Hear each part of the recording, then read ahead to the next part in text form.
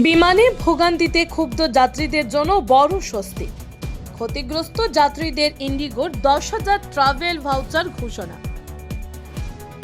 সাম্প্রতিক ব্যাপক ফ্লাইট বিঘ্ন ও বাতিলের জেরে যারা সবচেয়ে বেশি ক্ষতিগ্রস্ত হয়েছেন সেই যাত্রীদের জন্য ক্ষতিপূরণ ঘোষণা করল ইন্ডিগো।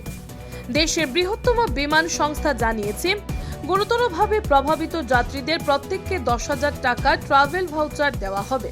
সংস্থার তরফে জানানো হয়েছে, এই ভাউচার ভবিষ্যতের ইন্ডিগো ফ্লাইট বুকিংয়ে ব্যবহার করা যাবে। মূলত দীর্ঘ সময় ধরে আটকে পড়া, সংযোগ ফ্লাইট মিস করা বা একাধিকবার ফ্লাইট বদলের মতো পরিস্থিতির শিকার যাত্রীদের এই সুবিধার আওতায় আনা হচ্ছে।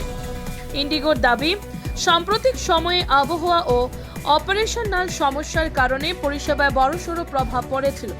যাত্রীদের অসুবিধার কথা মাথায় রেখে এই পদক্ষেপ নেওয়া হয়েছে।